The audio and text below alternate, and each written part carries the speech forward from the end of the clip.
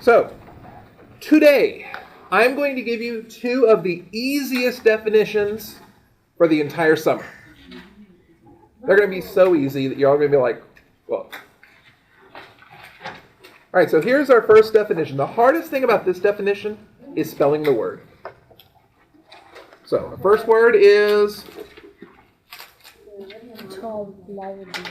tautology. Okay, everyone say it. Tautology. Tautology. Tautology. Okay, I've only got about 2/3 of the class saying it. Tautology. Okay, any of y'all know Tweety Bird? A putty tat? Tautology. Tautology. A tautology is a statement that is always true. Another word is always false. You're stealing my thunder, man. A tautology is a statement that is always true. We'll get to the false in just a moment. A tautology is a statement that is always true. That's it? Yeah, that's the definition. Now, if I'm saying that it's always true, that means if I look at a truth table, what am I going to see? True. True. However many rows I've got, every single row is going to be true. So let me give you an example of that. Let's say I've got the statement P, disjunction, negation P. And I want to do a truth table for this. Trick question, how many letters do you see up there? One. What is it? P. P is a statement. A statement is a sentence that is either true or false. So I'm going to put true or false. Notice I only have one statement, P, so I'm only going to have 2 rows in my truth table. And then I've got this squiggly line. What does this squiggly line mean? Negation. A negation is a statement that has the opposite truth value of a given statement. So what's the opposite of true, false? False. Awesome. And now I have a disjunction. A disjunction is a statement that is only false. Two given statements are both false. Now I'm looking at this truth table. Where are they both false? Never. So do I ever get to put a false here? No. So if I can't put a false, what do I have to put? True.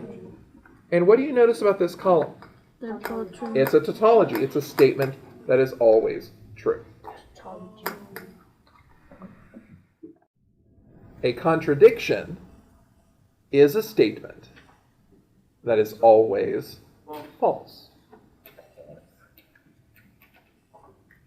Well, gosh, if it's a statement that's always false, what would the truth table look like? All false. False is all the way down, right? So let me give you an example of that as well. Let's say I've got P, conjunction, negation P. And again, I ask the question, how many letters do you see here? One. What is it? P. And a statement is a sentence that is either true or false. True or false. So tell me about negation P. What do I put for that column? False, true. That's false and true.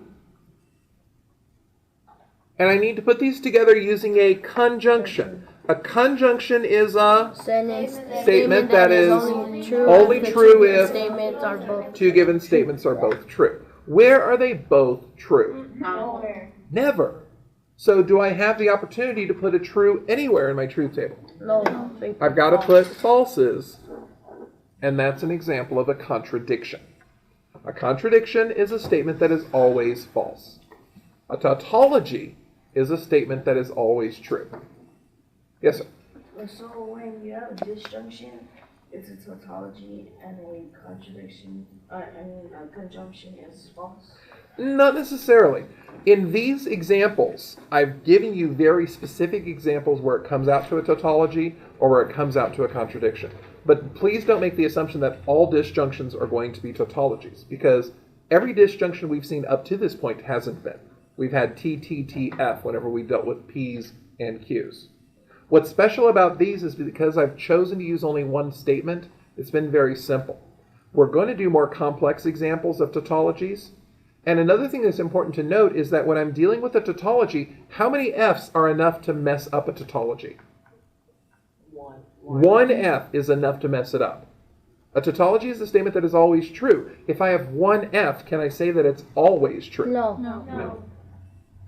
All right, so I can't say that a disjunction is always going to be a tautology, and I can't say that a conjunction is always going to be a contradiction. It just happened to work out in these examples because I'm choosing very simple examples. But it is a good observation to make, though. All right. The last definition that I have today is the definition of an implication. And this is probably a little bit trickier than the two we've done so far. So an implication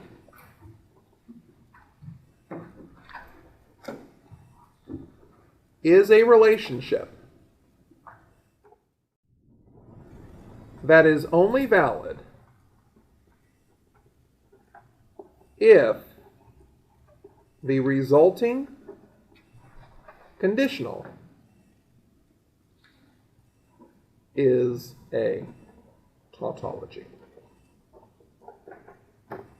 An implication is a relationship that is only valid if the resulting conditional is a tautology.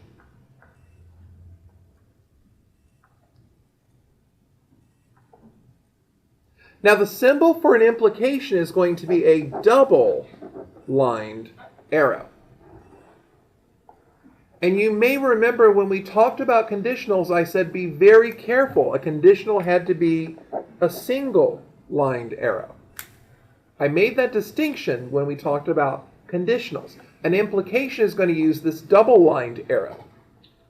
And that's important because we talk about the resulting conditional, which means we're going to change our implication into a conditional. We're going to change that double arrow into a single arrow. That's always going to be our first step when we do an implication.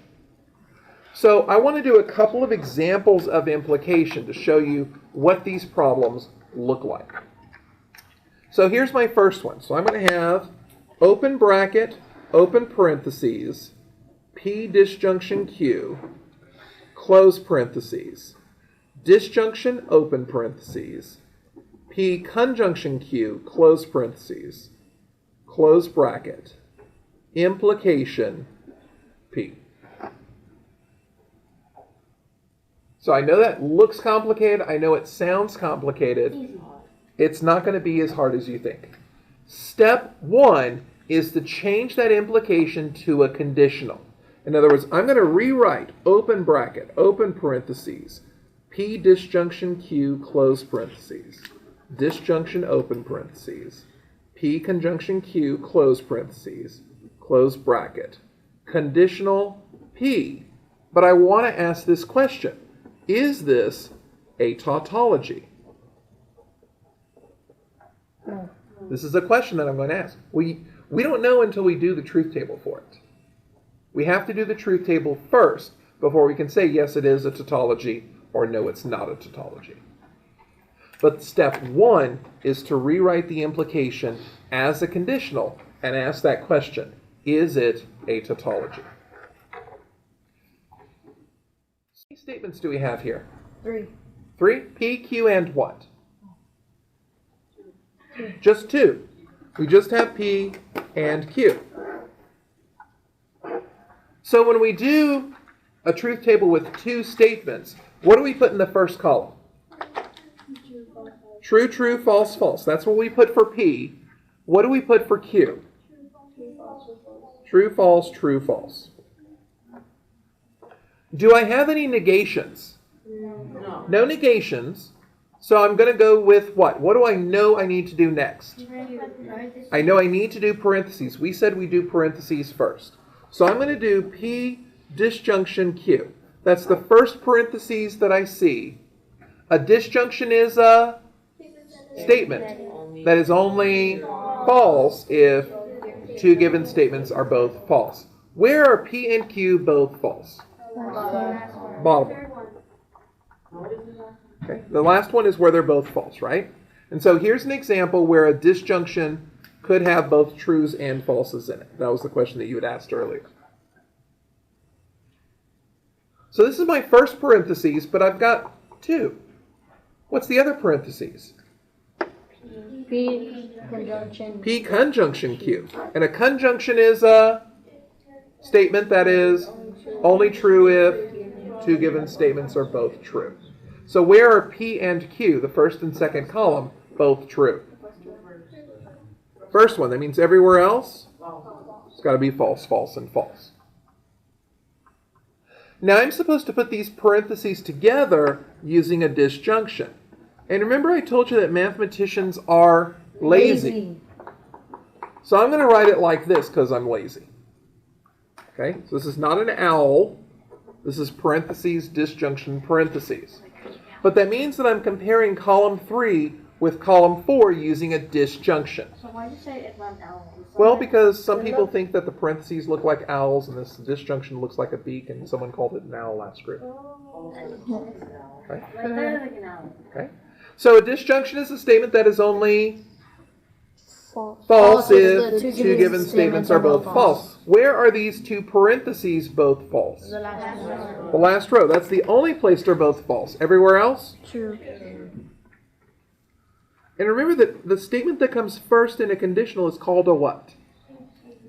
Antecedent. That's my antecedent, that bracket. My consequent is the statement that comes last in a conditional. It means my consequent is the first column. So I'm looking for trues here and falses here. So when I do bracket conditional P, where do I have a true in this fifth column and a false in the first column? Okay, where is it? The third row. Notice I've got a true here and a false here. So that means this has to be false. And I asked this question at the beginning of this problem. I asked, is this a tautology? No.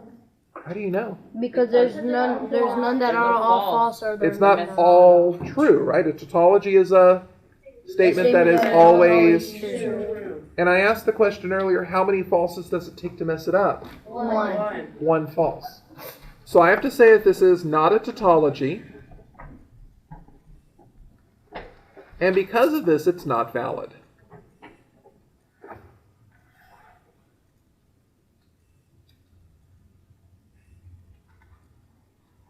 Now, before we go on to our last example, I want to make one comment here.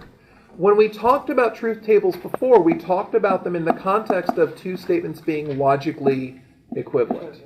And that meant that there were two things that I was comparing to see if they had identical truth outcomes. That meant I had to circle two columns. On these problems, these implications, I'm looking for a tautology, one tautology, which means I'm only circling one column. So I just want to make sure everyone understands the difference. If it's a logically equivalent truth table, I want to circle two things. And I want to say, yes, they are logically equivalent, or no, they're not logically equivalent. If it's an implication, I'm looking for one tautology, so I'm only circling one column. And I want to know, is it a tautology? Is it a valid implication? So I want to do one last example here.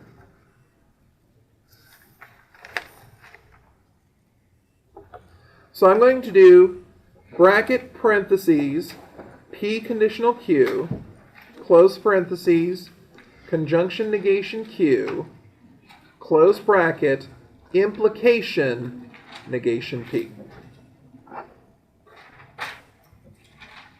Now we said that an implication is a relationship that is only valid if what? It's only valid If the resulting conditional is a tautology. In other words, if the resulting conditional is all true. And I mentioned the very first thing we had to do was what? Change. I have to change that implication into a conditional. So I'm going to rewrite this problem. Open bracket, open parentheses, P conditional Q, close parentheses, conjunction negation Q. But I'm going to change it to a conditional. And then I want to ask myself, is this a tautology? And that's always going to be your first step whenever you see an implication. You're going to rewrite it as a conditional, and you're going to add those three little words. Is it a tautology? Because that's the question we're trying to answer.